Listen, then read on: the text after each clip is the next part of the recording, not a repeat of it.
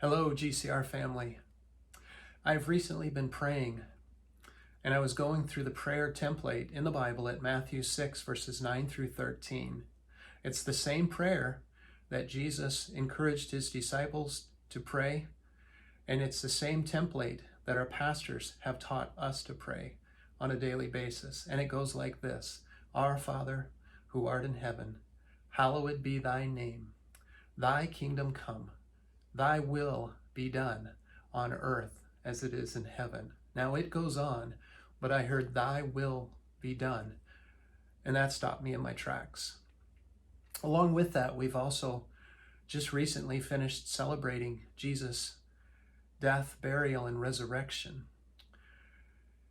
We see him in the Garden of Gethsemane, praying his heart out to the Father as he waits for Judas, his own disciple, to come betray him and for Jesus to go to his death on the cross.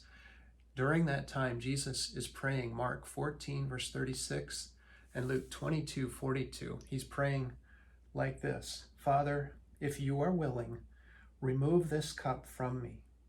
Nevertheless, not my will, but yours be done. So Jesus was asking the Father to do his will.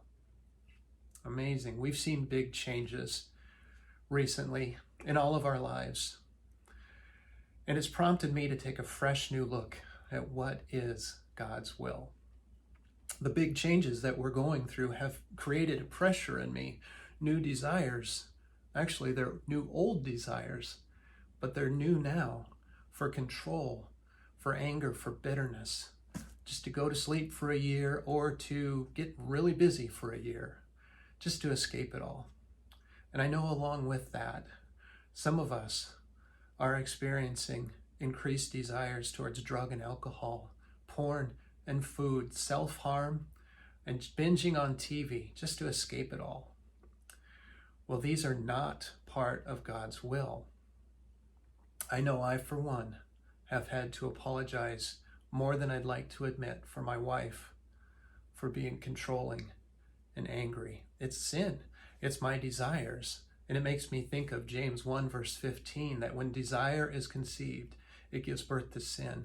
When sin is fully grown, it brings forth death. So what we're looking at here is sin from my desire, which turns into the payment for sin, which is death. We also saw Trevor Mears teach recently on John 13, and we saw Jesus, the Lamb of God, who came to take the sins of the world.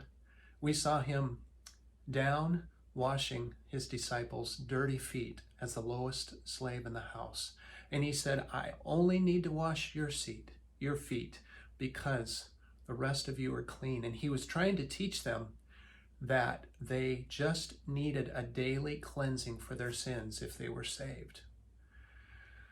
Well, in John 13, 17, Jesus confirmed and encouraged them, and he said, if you know these things, blessed are you if you do them. So God blesses obedience to his will. So let me think out loud. God the Son was asking God the Father for his will and being willing to humble himself and do his will. That's absolutely amazing. I saw Jesus say in Mark 3, verse 35, for whoever does the will of God, he is my brother and my sister and my mother. So the question remains, what is the will of God? Well, that's what we're going to be taking up next time. We miss you all. Thanks for joining us.